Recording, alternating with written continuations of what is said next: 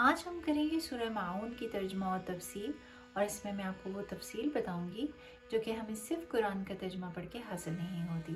یہ ایک مکی صورت ہے اور اس میں کل 7 آیات ہیں۔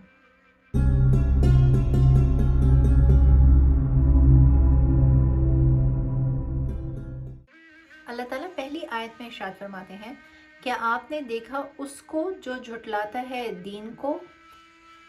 اس صورت میں اختلاف ہے کہ یہ مکی صورت ہے یا مدنی صورت ہے، یا تو اس سے مراد ابو جہل ہے یا اس سے مراد عبداللہ بن ابیہ ہے جو کہ مدینہ میں رہتا تھا اور ایک منافق تھا۔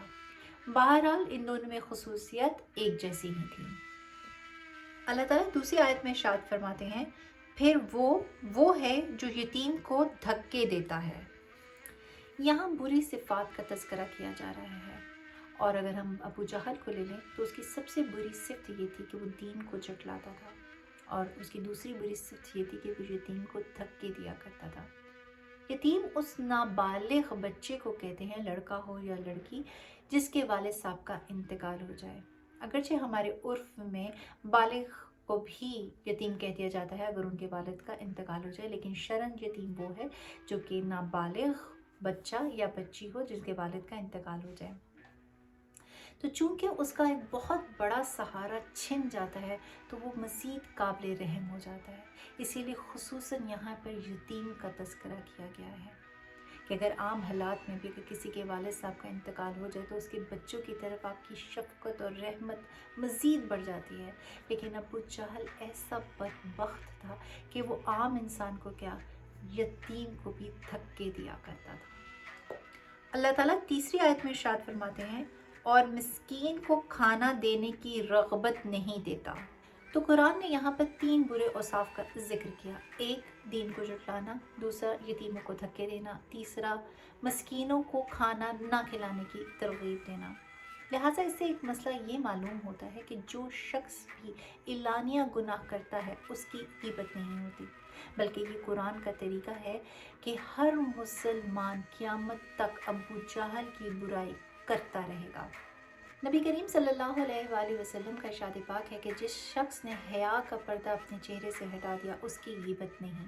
تو اس سے یہ معلوم ہوتا ہے کہ جو شخص بھی اگر علل اعلان گناہ یا برائی کرتا ہے اور اس کی برائی ہم اس کی پیٹھ پیچھے کرتے ہیں تو وہ غیبت میں شمار نہیں ہوگی۔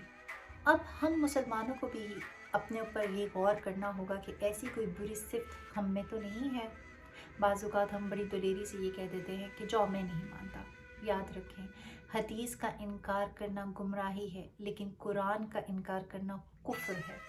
یاد رکھیں، شیطان بڑی آسانی سے سب سے پہلے ہم میں تکبر پیدا کرتا ہے، پھر جرت پیدا کرتا ہے، اور پھر ہمیں اللہ کی بارگاہ میں باغی بنا کے کھڑا کر دیتا ہے، اور ہم بڑی دلیری کے ساتھ قرآن اور حدیث کے خلاف بغاوت پر اتر آتے ہیں۔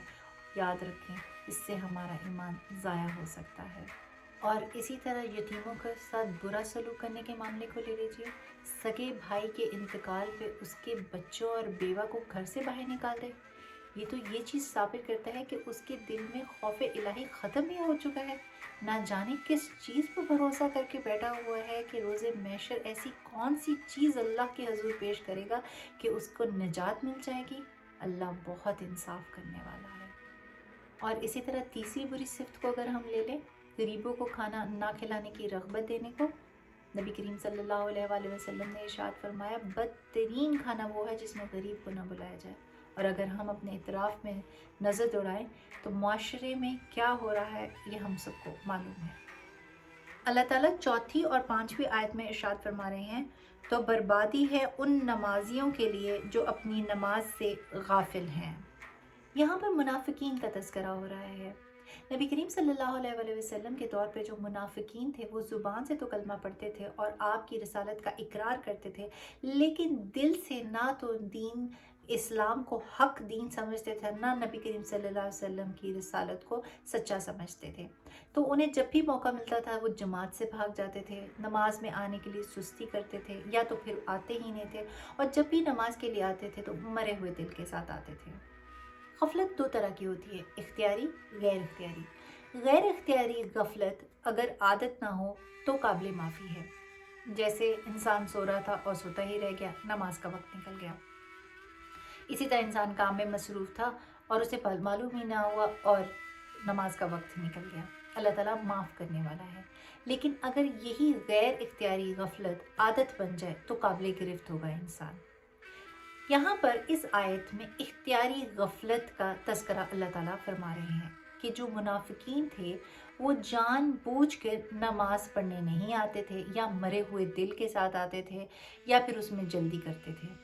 اللہ تعالیٰ یہاں پر اس اختیاری غفلت کی مذمت فرما رہے ہیں۔ اللہ تعالیٰ 6 اور 7 آیت میں ارشاد فرما رہے ہیں، وہ لوگ جو ریاکاری کرتے ہیں اور عام استعمال کی چیزیں اگر مانگیں تو اس کو نہیں دیتے ہیں۔ ان آیات میں بھی منافقین کے اوصاف بیان کیے جا رہے ہیں۔ ریا اس عمل کو کہتے ہیں جسے کر کے ہم اللہ کا قرب حاصل کر سکیں، لیکن وہ عمل ہم اللہ کی رضا حاصل کرنے کے بجائے اس دنیا کا فائدہ حاصل کرنے کے لیے کریں۔ اب ریا 2 قسم کی ہے، ایک خالص ریا اور ایک غیر خالص ریا۔ خالص ریا وہ ہے جس میں اللہ کی رضا حاصل کرنا کا مقصود ہی نہ ہو، یعنی آپ اللہ کی رضا کے لیے نہیں وہ عمل کرے بلکہ لوگوں کو دکھانے کے لیے کر رہے ہیں۔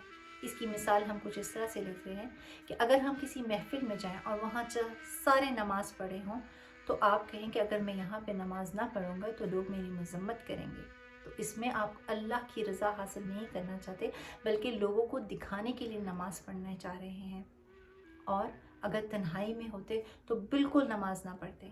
اسے کہتے ہیں خالص ریا۔ دوسری ریا یہ ہوتی ہے غیر خالص، یعنی اس میں آپ کو اللہ کی رضا بھی مقصود ہے لیکن لوگوں کو دکھانا بھی آپ چاہتے ہیں کہ لوگ آپ کی دیکھیں، آپ کے اس عمل کو دیکھیں اور اسے پسند کریں۔ اس کی مثال ہم کچھ اس طرح سے لے سکتے ہیں کہ آپ غریبوں اور مسکینوں میں کھانا تقسیم کرتے ہیں، آپ کے دل میں ہے کہ یہ میں خاص اللہ کا قرب حاصل کرنے کے لیے کر رہا ہوں عمل، لیکن دل میں کسی کہیں کونے پہ یہ بھی ہے کہ لوگ جب میرے اس عمل کو دیکھیں گے تو میری بڑے واہ واہ کریں گے اور مجھے سخی سمجھیں گے۔ تو آپ کے دل میں جتنا اللہ کا قرب حاصل کرنے کے لیے اس عمل پہ اللہ کا قرب حاصل کرنے کے لیے آپ کی نیت ہوگی، اس پہ آپ کو اتنا ثواب ملے گا، اور اگر اس میں ریا کاری ہے کہ لوگوں کو دکھانے کے لیے بھی ہے تو اس میں گرفت بھی ہو سکتی ہے، اور یہ منافقین کا طرز عمل تھا۔ لہٰذا ہم مسلمانوں کو اس چیز پہ غور و فکر کرنی چاہیے کہ ہم کوئی بھی عمل کرنے جا رہے ہوں تو اس عمل کا مقصد صرف اور صرف اللہ کی رضا حاصل کرنا ہو، اس میں کوئی بھی دنیاوی فائدہ حاصل کرنے کی نیت نہیں ہونی چاہیے۔ آخری آیت میں بھی جو بری صفت بیان کی گئی ہے کہ ایسی چیزیں جو اتنی مہنگی بھی نہ ہوں اور پڑوسیوں کو ان کی ضرورت ہوں تو انہیں وہ چیزیں دے دینا، اس میں شرعاً کوئی حرج نہیں بلکہ باعث ثواب ہے، اور ایسی چیزوں کو روک لینے میں قطعاً غیر مناسب ہے۔ یہ تھی سورہ الماعون کی ترجمہ اور تفسیر۔ اللہ تعالیٰ میرے اور آپ کے علم میں اضافہ فرمائے اور ہماری ہر غلطی، کوتاہی اور گناہ کو معاف فرما دے، آمین۔